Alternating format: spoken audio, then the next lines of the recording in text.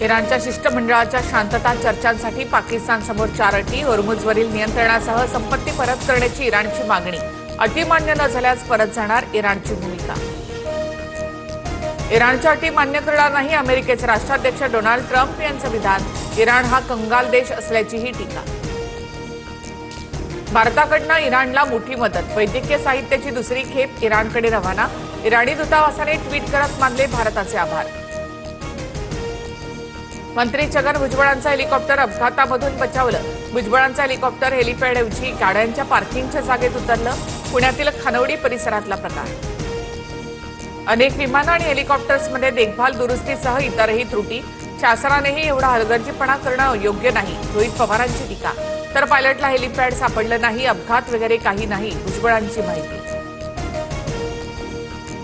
वारकरी संप्रदायात प्रतिगामी विचारसरणीच्या लोकांची घुसखोरी, प्रबोधनाऐवजी धर्मांध शक्तींना बळ देणारी मांडणी सुरू, अखिल भारतीय साहित्य संमेलनाच्या निमित्तानं प्रकाशित स्मरणिकेत शरद पवारांचं भाष्य।